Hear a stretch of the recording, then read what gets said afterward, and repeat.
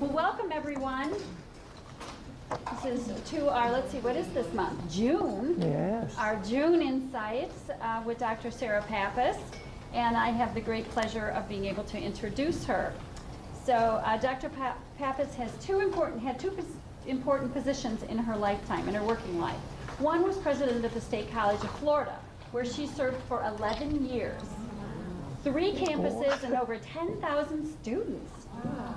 During her tenure, enrollment grew by 40%, diversity of the student body increased by 10%, and she oversaw over $45 million budget and an endowment of over $55 million. Boy, don't we wish we had a $55 million. In her final years of service, she had an approval rating of 94% from her faculty and staff. Her college was renowned for having a unique culture of collaboration and communication. And if you know Sarah, you'll know that that's very much what she's all about, is communication. So after retiring for only 2 months, she went on to her second career. After my husband there kicked me out of the house and said, get another job. She went on to become president of the William G. and Marie Selby Foundation, where she oversaw an endowment of $80 million. She and her board of trustees awarded $1 million of scholarships and $3 million worth of grants to nonprofits. Every year. Every year. That's every year. That's what an endowment will do for you.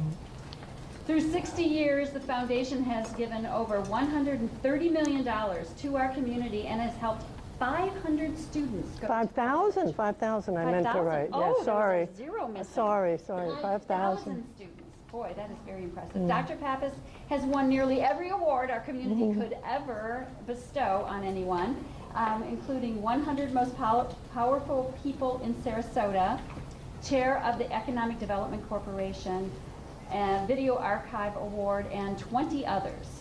She was honored to serve on our Board of Trustees of Plymouth Harbor before becoming a resident. And I met with her my very first week here, and she said, boy, you have a hard job. Please welcome Dr. Sarah Pappas. Okay, the first thing that I like to tell people in the workforce is how a person can change from what they were in high school to what I became at age 40, 50. If you had told me in high school in the 1950s that I was going to be a college president, no way, no way. You could see, those of you who came early, I'm a very tall person.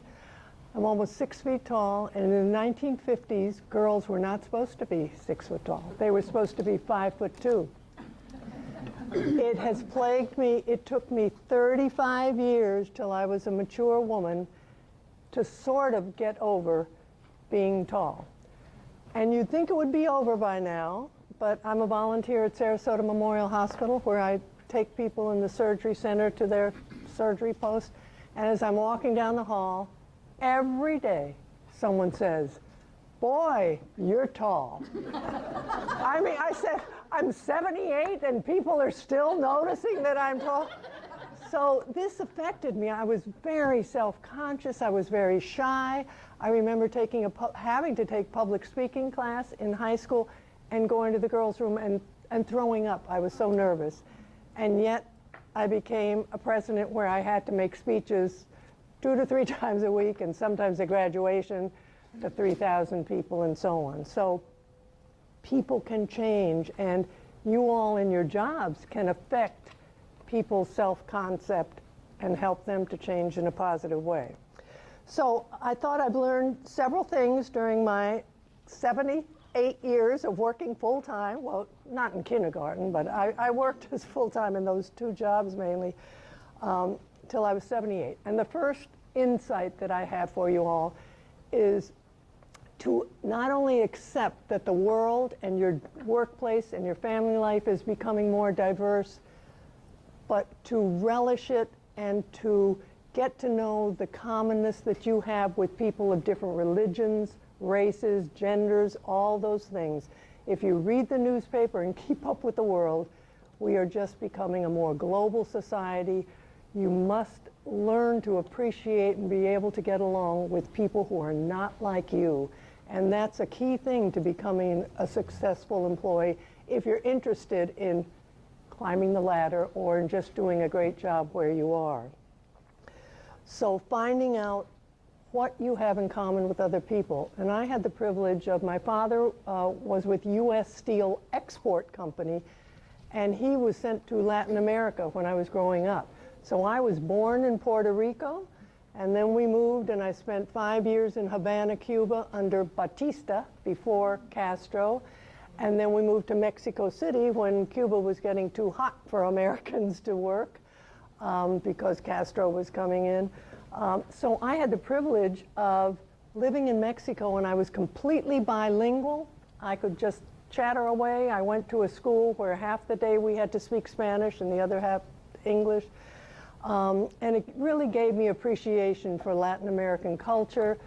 I'm wearing pink today, but those of you who know me know that I love red and purple, and my Mexican heritage comes out all the time, even though I'm not really Mexican, but I love and identify with that. So I urge you to travel as much as your budget allows. Just get to other cities, other towns, join groups with people who are different than you are, and it'll really help you. The second insight I can offer is the importance of teamwork. There are a few people who just hate working with other people, and there are a few jobs in this world today where you can be in a cubicle all by yourself doing things and never have to talk to people and never have to interact, or you can be a scientist in a lab, but even science really collaborates. But the vast majority of jobs today require teamwork. And so take every kind of workshop you can that makes you a better team player if you have trouble with working with others. The research shows that the main reason people lose their jobs is not because they lack skills or intelligence. It's because they can't get along with their coworkers or their supervisors. So it's attitude and lack of ability to work with others. And I know, being on the board, that Plymouth Harbor is a workplace that really requires teamwork, doesn't it, Harry? And collaboration and cooperation. So that's another thing to try to upgrade your skills in the area of teamwork. The other thing, the importance is, if you think being a high school grad or even a college grad, and you say, oh, thank goodness, I never have to learn anything else as long as I live, that world is gone. Everyone in the workplace has to keep on learning, and then even for our retirees, they say to keep those brain cells going. That's why we have an education program here at Plymouth Harbor. We have to keep on learning. So let me just tell you my evolution in learning. In high school, again, 1950s, New Jersey, tall girl. I had a loving family, nothing wrong with them. I was told, you're going to go to college, so unfortunately we had the money to do that, but I had no mentors. No one gave me a goal. In the 1950s, girls were supposed to get married and then have babies. They didn't even tell me to do that. It was just kind of nothing. So I had no mentors. It's nothing like what happened after the women's and the feminists, where women are empowering others and even men are helping women to grow and to challenge themselves. So it was just kind of this neutral thing. I had no ambition. I said, well, if I don't get married, my top goal was to work for Revlon in New York, because I heard they gave red jackets to their employees. And I thought that would be cool. And then, of course, all the makeup you can use. So I said, maybe I'll be a receptionist at Revlon. Well, I went to college, Penn State University, where I met my husband in the red there, and I'll tell you more about him at the end. But college I really learned a lot in college, and I changed, and I began to get a little more self-concept, but I just learned so much. So if any of you have the privilege of going to college, if you didn't change something about yourself or your values after 4 years of college, something was wrong with either you or your teachers or whatever, because every learning experience should change you a little, mostly for the better. But so I had a great, lovely time at Penn State, but again, no one was asking to marry me, so I said, oh my gosh, I've got to go to New York and start to work. So I went to an employment agency. I was a liberal arts major at Penn State. I have never regretted that. It was just a general education. But there was an insurance company called Mutual of New York Life Insurance that actually told the employment agent to give me some liberal arts majors. So I went and I took all these tests. I never had to do that later on in my career, but they had the battery of psychological tests. Anyway, I passed and I became an insurance underwriter. Life insurance, like if you apply for life insurance, I was the one who looked over your information and got to decide whether we would charge you standard rates or a higher premium because you go skydiving, something like that. So believe it or not, all my other friends in New York were working for art galleries and publishers, and I was embarrassed at parties to say, I work for Mutual of New York Life Insurance. It sounded so dull. But it was really interesting work, especially you got to read credit reports about people and what they were doing in their private life. And it got to be very juicy, some of them. So I really enjoyed working at Mutual of New York, but what they did for me, they had a policy then, you could go to graduate school in any subject you wanted, and if you got a C or better, they would reimburse your tuition. So first, I forgot to tell you, I'm ruining the sequence here. But anyway, so I started to go to graduate school just because it was free and I got my money back. Well, earlier, I didn't tell you one lesson that I don't wish on any of you, and that's to lose a parent early in life. I lost my mother when I was 17 years old. She died of cancer the week I was graduating from high school, which should have been a fun time, and she died. And it was just a horrible, horrible loss.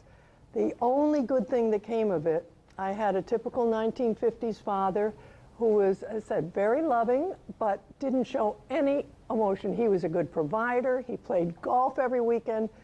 He had 3 daughters. He didn't know what to do with us. It was all my mother who raised us. So I was graduating, going off to Penn State, and for the rest of my life, I had to learn to do everything myself. And I would tell my college students, if you can learn to live in a city or any place without a father, mother, or a boyfriend helping you, especially for women in those days. I lived in New York City by myself, no help, and I survived. And it sort of started to make me fearless, because living in a big city, finding an apartment, doing this, getting a job, and having no support from home made me very independent. And I'm looking at Harry because he'll say, is that what happened to her? Why she learned to speak up? Anyway, I loved my mother dearly. She was a school teacher in her background. And most daughters go through a phase, I'm not going to become my mother. And that was me. Oh, Lord, no. Teaching, education, not for me. But then when this Mutual of New York had this policy of paying for grad school, what did I start to major in? Social science education. So for 38 years of my life, I was always in school, from kindergarten to getting my doctorate. I never, even one course at a time, I worked full time, and yet I went to school. So that is one of the things that I encourage all of you to either a degree-seeking course or take advantage of workshops and seminars, whether Plymouth Harbor does it for you, I'm sure they do some, but you're always going to need to keep on learning. And that, it did a lot for my self-esteem. And then, as I said, I never felt I could do anything, but working at Mutual of New York, they started to praise me and start to offer me promotions. And so what my family never gave me, I got from the workplace. You can be affected by what your supervisor says to you, but you can help others gain their self-esteem. I wrote, once I became a college president, I wrote to Mutual of New York, And I wrote them this glowing letter saying, thank you, what you did for me. And then they never wrote back. Because I've been praising them everywhere I go because of that great policy they have to pay for your graduate school. Not many businesses do that anymore. So anyway, then the wonderful thing about graduate school, obviously I had to have some brains, but I never thought of myself as being smart or capable, again, of being a college president. No. But I was taking an anthropology course once, and I wrote a paper, turned it in, and when I got it, oh, see, I'm going to start to cry. The teacher wrote, this is the best paper I've ever had from anyone in my class. And I went back to my car, and I just started sobbing. I said, oh my God, I'm smart. I'm smart. It took a teacher to tell me that. And this is the power. When I worked at the Selby Foundation, where we gave scholarships, $1 million a year to kids, and we would ask them during the interview, has anyone at Booker High helped you? And there's this guy at Booker High called Lem Andrews. He's a guidance counselor. And you should see what he has done for every kid that crossed my path at the Selby Foundation. Told me what Lem Andrews did for them. My father was in jail. My mother had to work 3 jobs. I never thought I was going to go to college, but Lem Andrews got me the first day of school and said, Becky, you're going to go to college, and he helped. So, I mean, the power that people have, not that you all are teachers, but you work with people who have less education than you that need to be motivated and boosted up. So I really thank Mutual of New York for making me see I could be great or good in the workplace, and then the faculty member who told me I was smart and could go on for 2 master's degrees and then my doctorate, because remember I was going to school for 38 years. So the other thing is remember the high school girl that was throwing up when she had to take public speaking? I still get very nervous about it, but if public speaking or making presentations to your fellow employees is a very important skill. The only way you can get out of being nervous is to do it. And so I had some supervisors climbing up the ladder of higher ed that would force me, okay, Sarah, you've got to go to Hillsborough High School and make a presentation to 300 people in the gym, or you've got to do this. And I'd be shaking in my boots, but I forced myself to do it and finally, got pretty comfortable at it. But don't avoid that. Take opportunities to make presentations to your fellow employees or to your bosses or whatever, because being able to talk about your department or your product, if you're in sales or something like that, I'm sure Gordon back there has to talk to people about what's great about Plymouth Harbor. It's a very good skill to have for your success.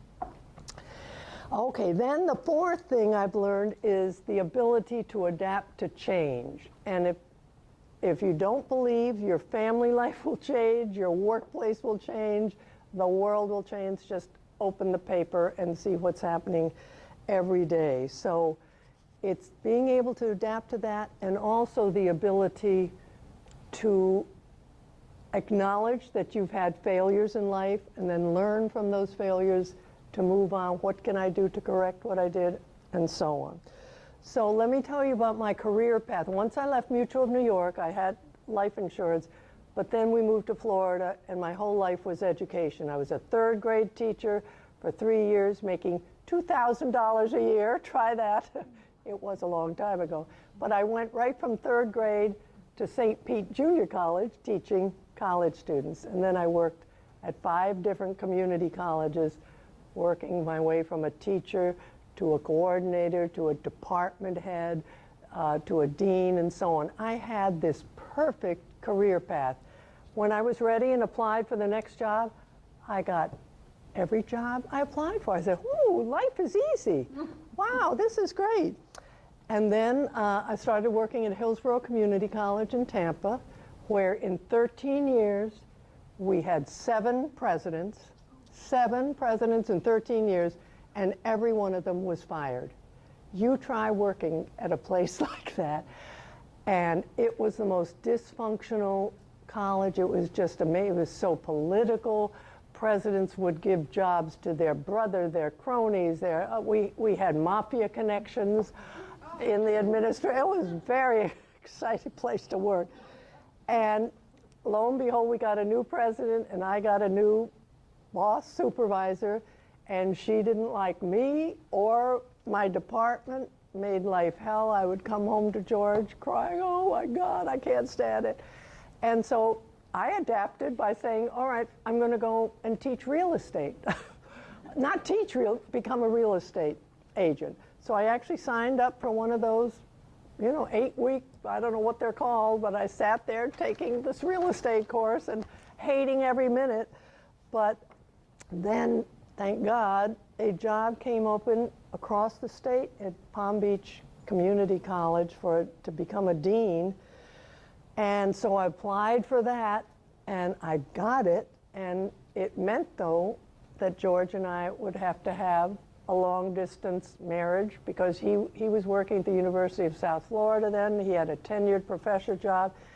But to save my career in higher ed and not become a real estate agent, I went to Palm Beach Community College. But what was so great about it, after 13 years of working at this dysfunctional institution, it was a normal college with a president who was loved by his community and who really believed in mentoring people, and it was fantastic. So I was there for 5 years.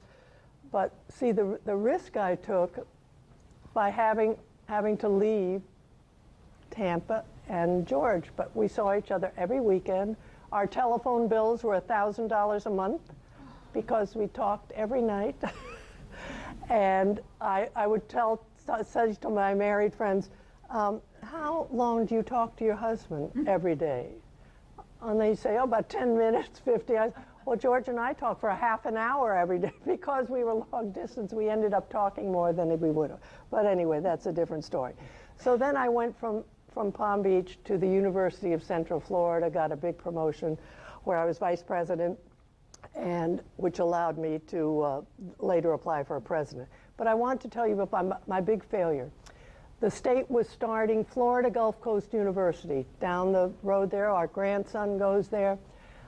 The chancellor of the university system called me up when I was at UCF as a vice president to say, you've got to apply for this presidency. We're starting a new university. And I said, whoa, well, if the chancellor asked me to apply, I'm probably going to get the job.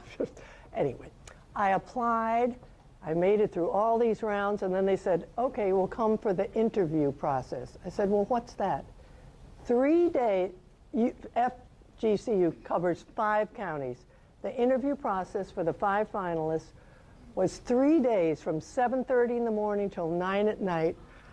You get a driver, he drives you to the Chamber of Commerce of Lee County, then to another meeting in Collier County, then out to Bay Haven, where the agriculture people. I mean, it was the most exhausting. It was like running for president or running for Congress. I said, oh my God. But meanwhile, I got very excited, and they said, okay, you've made it through that. And then the interview around a table like that was with 38 people. You try an interview. So I went home, and I really wanted the job, and they said, we'll call you Saturday at 10 to tell you if you got it or not. Well, I didn't get the job.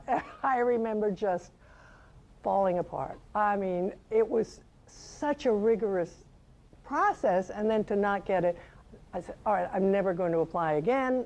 I'm through. I'm going to be happy being a vice president. Then a year and a half later, I got my composure back, and there were 2 jobs open at Manatee Community College, it was called then, and Palm Beach Community College, my former college. And I applied for both, and I made it to the finals of both.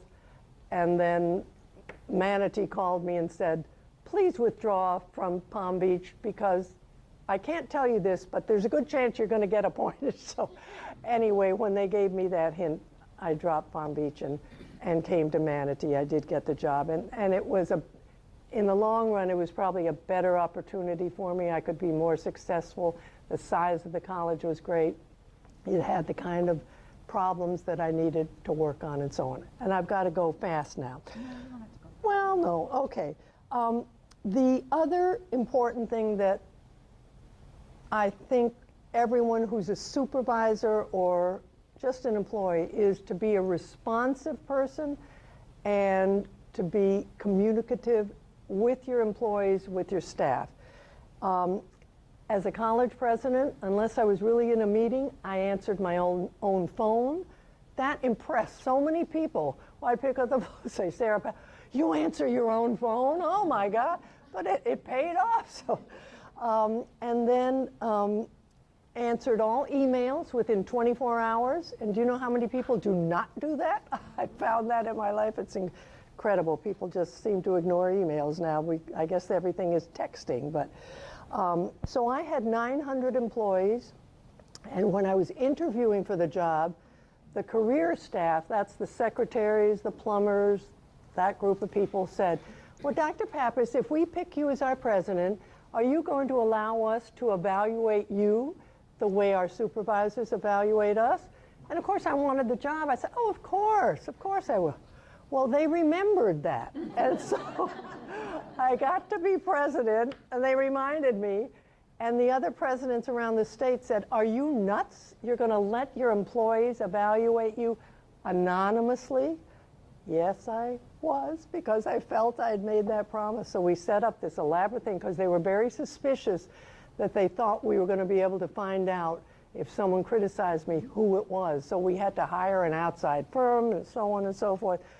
Well, I was a new president. I was a woman. They'd had a man president for 34 years, and I brought a lot of change. Some of the employees loved it. Others didn't. My first evaluation, by 900 employees, I got like a 60% approval rate, and people, some of them wrote horrible comments.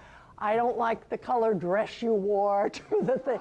You know, some of it was stupid stuff, but then some of it was important criticism that I didn't want to hear, but I forced myself to read it. And then you saw that over the years, it kept getting better and better. So by the time I left, I could brag to the other presidents, well, I have a 94% approval rating. So that meant so much to me. But it took a lot of courage, and I'm glad I did it, but it was something. So the other thing about communicating, everyone at my college, no matter what their level of responsibility or their degree in education, from a PhD to a skilled worker, I would give presentations so every employee at my college knew the same set of facts about our institution. The good things we were doing, and there were a lot, but how we needed to improve. So they all were very educated about Manatee Community College, today State College of Florida. And that's one of the reasons Becky talked about the highest our 10-year accreditation. We got one of the highest ratings because, for an example, a plumber on our service department volunteered to drive the accreditation team. These are people from other colleges down to our Venice campus. And when they were driving, the accreditation team started to ask this plumber questions. Well, what's your diversity here at this college? And this guy had been listening to my presentation. He starts to rattle off all these statistics. He knew our success rate. He knew that. They were amazed that every employee was a part of the college and that knew what the good things and bad. So it helped us. I didn't do it to get a high accreditation. I did it to have staff and faculty who really knew and loved their college. But anyway, so that's the other thing on communicating, whether you have 2 employees in your department or Harry. That's something. Plymouth Harbor, my gosh, you have a cafe chat, or you just had one today. So the amount of communication, the Plymouth Harbor, first I thought it was too much for residents, all these things I get in my box, announcements and so on, but you have an organization that really utilizes all the things that I told you about that helped me in my career. I would enjoy working at Plymouth Harbor, I can tell you that, because I think Harry and his staff give you these opportunities. So let me tell you, my husband was my art professor at Penn State. I fell in love with him. Before he knew it, he didn't know what hit him. But we did not date. When I was in college, after I graduated, moved to New York. I wrote him a letter and said, Dr. Pappas, you're the best teacher I ever had. If you're ever in New York, look me up. And about 3 months later, he happened to come to New York. He looked me up, and we've been married for 54 years.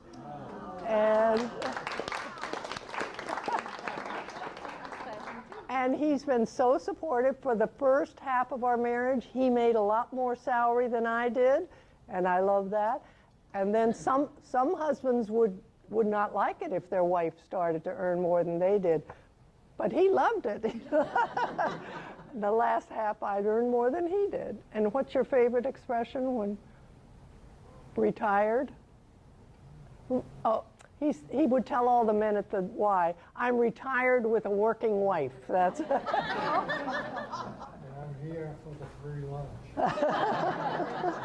So that's the other piece of advice. You don't have to be married, but if you're going to be married, find the right spouse that will support you in whatever path you choose to take. Both men and women need supportive family members and so on to help them. So that's my story. We're very happy here at Plymouth Harbor, and if you ever have a job for me, Harry, I'll sign up and be your employee. So I'd be happy to take any questions if we have any time.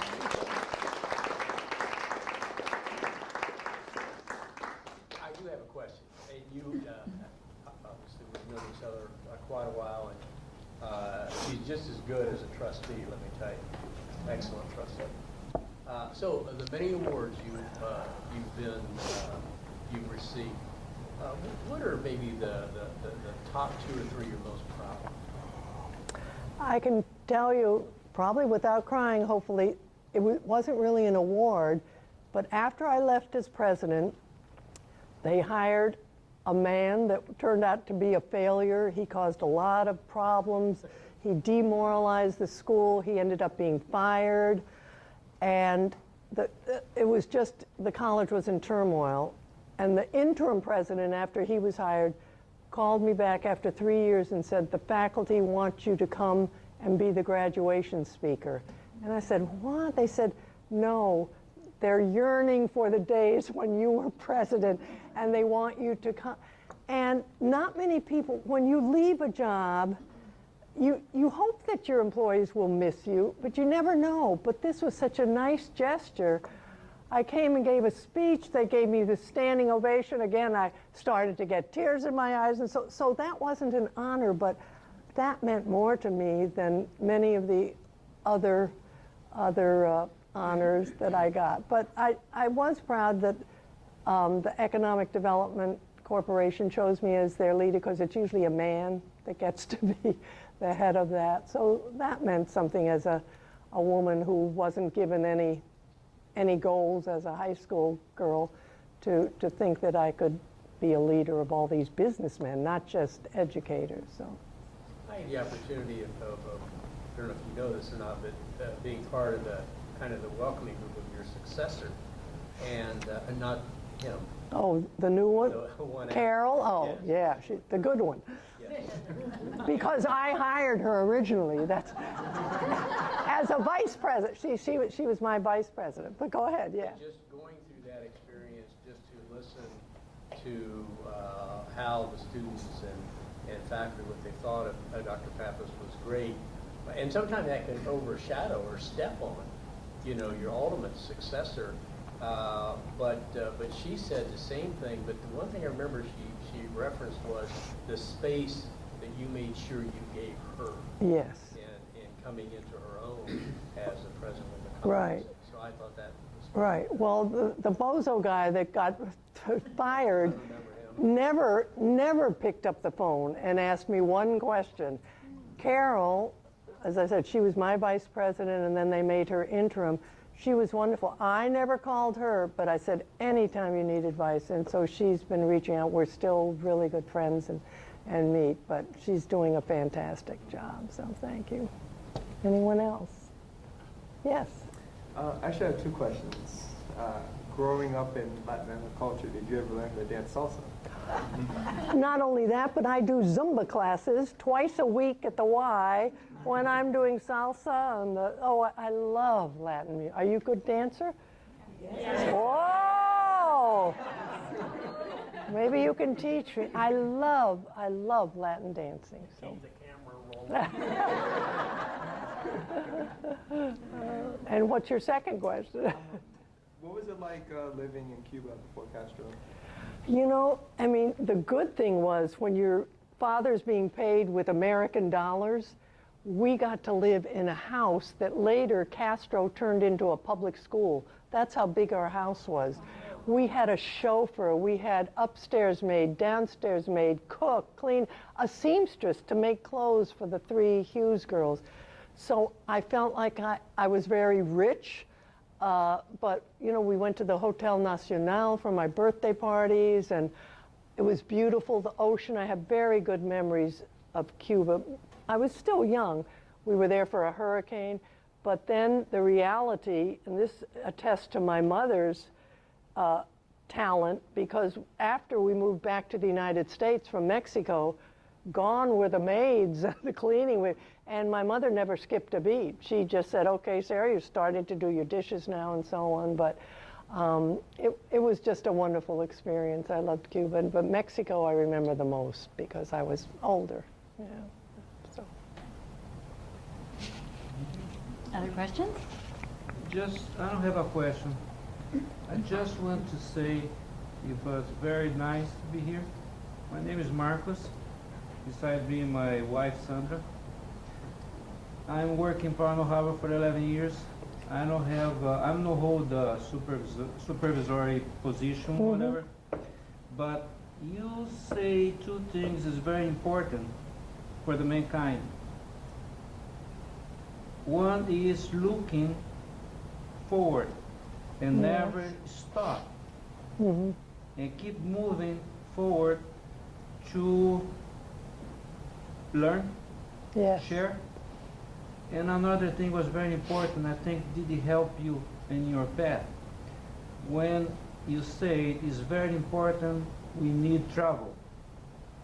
Yes, travel. Because you have a planet, Big planet. big planet, Mother Earth, all the learning to be offered to you. And I think for sure when you share your time in another country, did it help you a lot, don't you? Yeah, oh, absolutely. You learn to be sensitive, that you learn what you have in common, what's different, and to appreciate cultures that are different than yours. And the whole world, we just saw the census. The Hispanic population here in Sarasota and Manatee, growing, growing, growing. African American too, but people of different religions and belief systems, and we all have to work together in the same institution. And I'm sure with the values of Plymouth Harbor that's one of the things that you all stress in your departments. Yeah. Thank you. Oh, we have one more question. You mentioned grandchildren, so I assume you may have at least one child. No, not from my body, but they're my stepchildren, George's children, and they're college I was boys just now. going to ask how you balanced family with such an incredible career. Well, it turns out I never, after I thought I was going to have all these children, I never really wanted children of my own. I loved working so much, and I got so much satisfaction. But when George's son was 13, he came to live with us, so we raised him through together. They came every summer, but we got him full-time when he was 13 through high school and college in Tampa. And then my stepdaughter Jane came every summer and so on. So balance, I mean, I had to do it in the summers and then with the 13-year-old, but kudos to all of you. I mean, I would come home from work sometimes and say, oh my God, what if I had a 5-year-old who was saying, Mommy, Mommy, I don't know, I don't know how some people do it, but at my community college, that's what amazed me. My students weren't these 19-year-olds right out of high school. They were single moms and dads who were working part-time, going to school, and had kids. And yet they were getting straight A's. I don't know how they did it. So people are doing it, and kudos to them. So very hard to balance. And don't think you can do everything. That's a lie. So. The only thing I would say, though, Dr. Pappas, is that when you were forced into a situation of living in two different geographic areas, it was obviously very important that you still balanced that by making it sounded almost like a sacred time, half hour Of the phone call, yeah. It's a great. Right. And our son was off, he had graduated from college, so I don't think we could have done it if one parent had been left at home with the kids. Forget that. So, yeah, that was important. So. Well, thank you very, very much. Thank you all. All right.